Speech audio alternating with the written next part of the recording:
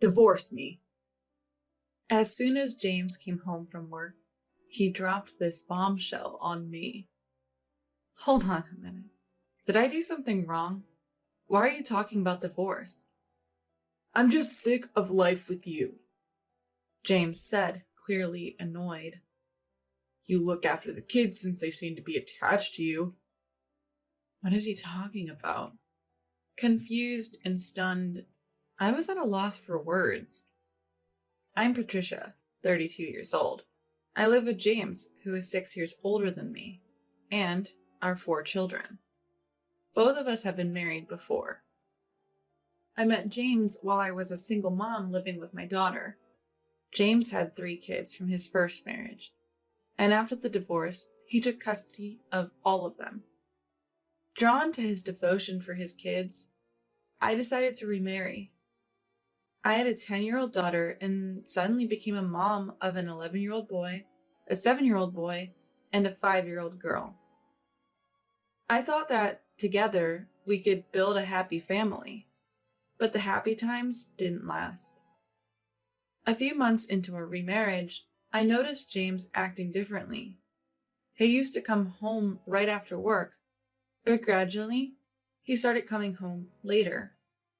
When I asked him why, all he said was, I have to finish up some work, so I'll be late coming home for a while. Don't bother with dinner. It started with him coming home just 2 or 3 hours late. But soon, he was coming home past midnight or even the next morning.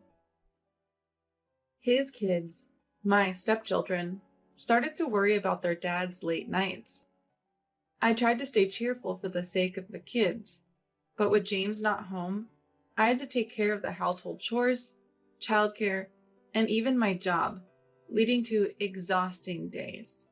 Are you okay? Can I help you with anything? Thank you. Could you go grocery shopping?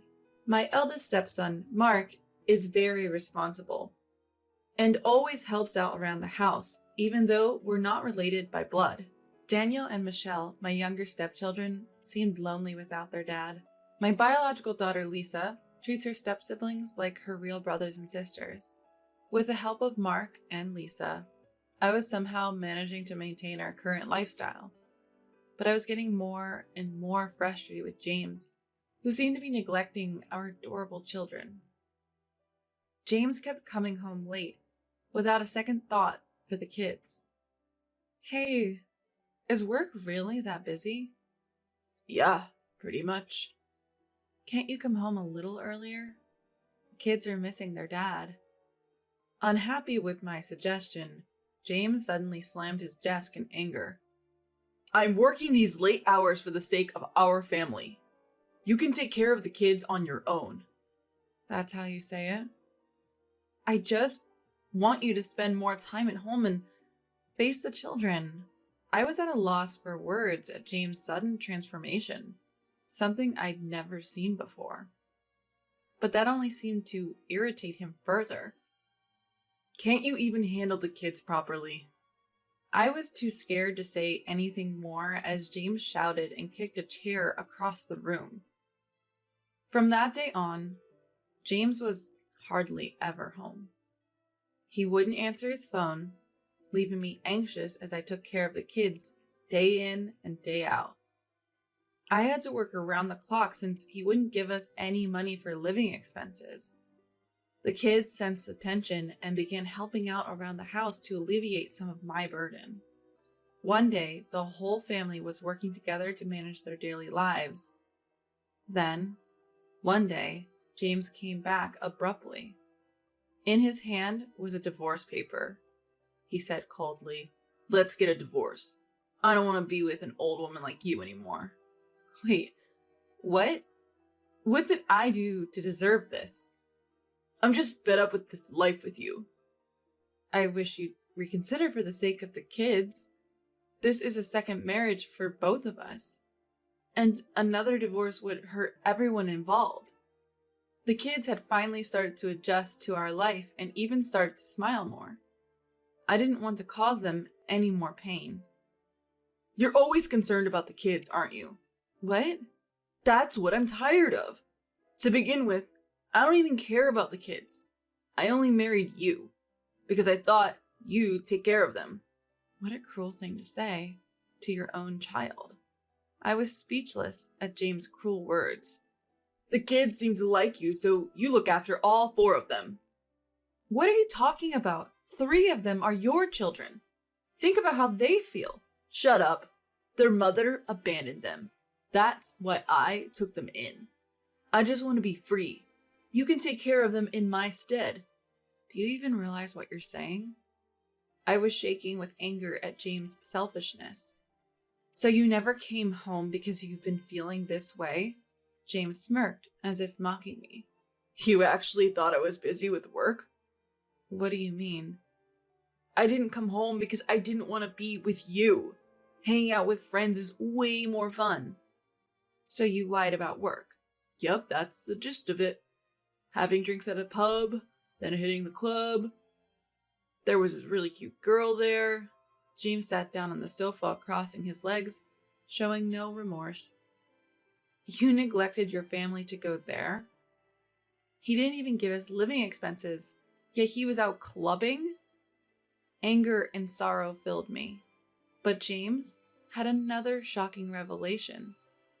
This marriage was a real mistake. Well, I'm out of money and you're of no use to me anymore. You spent money on... Clubs aren't cheap, you know.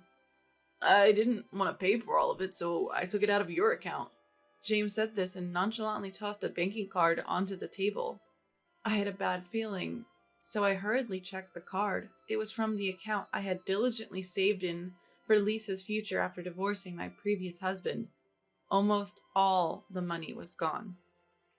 James should have known how important this money was, and yet he used this money without asking.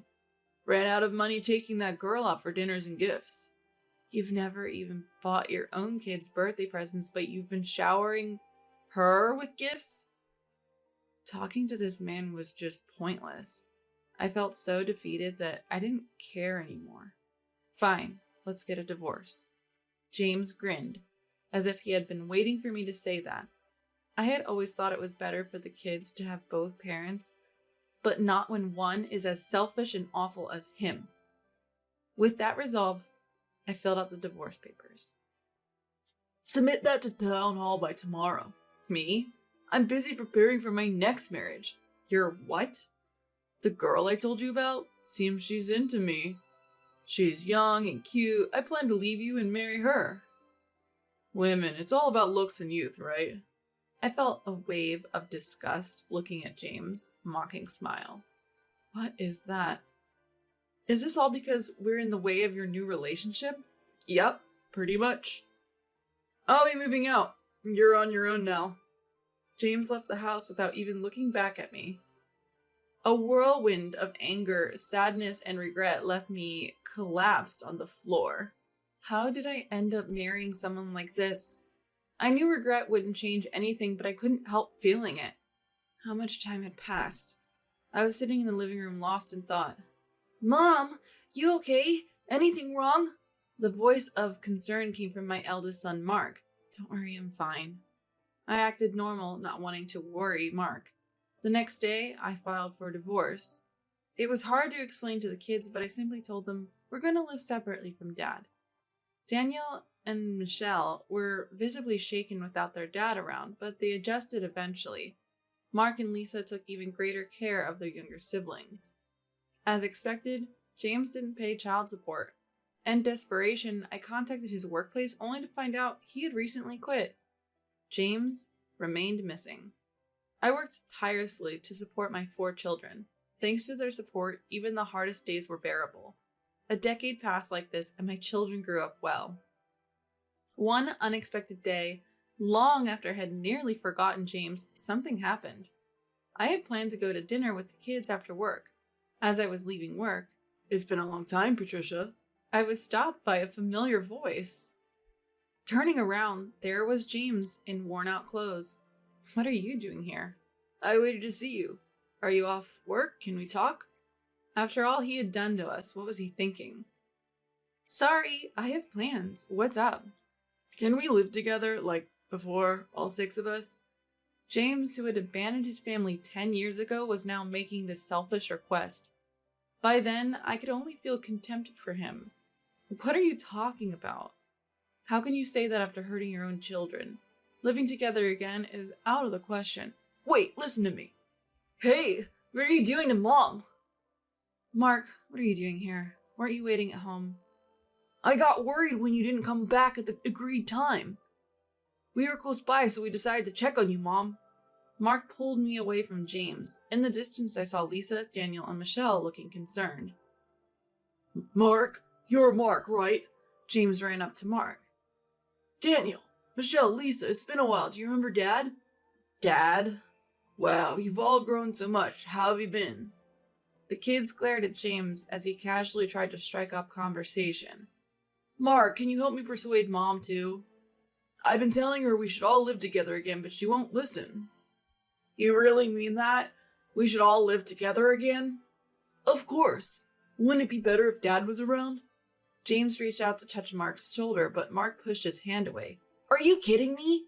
Do you have any idea how hard Mom has struggled all these years? You show up out of nowhere, saying we should live together, that it's better if you're around. I've never once thought of you as my dad. It was surprising to see Mark, who is usually so kind, this angry. Even James seemed stunned for a moment, his face slowly turning red with anger. Who do you think you're talking to like that? Have you forgotten? I raised you when you were young. What? Raising us? You always thought we were a burden, even back then. That day, you mean? The day you left us. Lisa and I heard every word of your conversation back then. My heart pounded at the memory. How shocking that must have been for the kids. It pained me to think about their feelings. Don't act like a dad now after you abandoned us. What did you say? I'm your real dad. You're taking her side over your own flesh and blood. Fueled by anger, James lunged at Mark. Stop it, both of you. Shut up. He's the one disrespecting his dad. Seeing James still trying to confront Mark, I decided to tell the kids the truth. By the way, how's Betty? Weren't you planning to remarry? James froze. At the mention of Betty, a girl from a club he frequented. Who's Betty?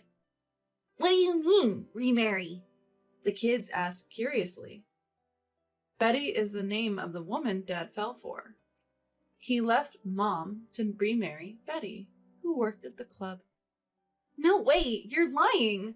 When I started talking, James' face tightened. Why would you mention that name? After you disappeared, I checked with your workplace. A coworker who was close to you told me everything. Every revelation was shocking. James, who rarely went to clubs, fell for Betty, who was just doing her job. Thinking Betty also liked him, James divorced me, only to be quickly rejected by her. Mark and Lisa were speechless, knowing James left me to marry a club girl. Daniel and Michelle looked at James with contempt. Falling for a club girl? Seriously? How delusional can you be? Leaving Mom for something like that is the lowest of low. That's ancient history.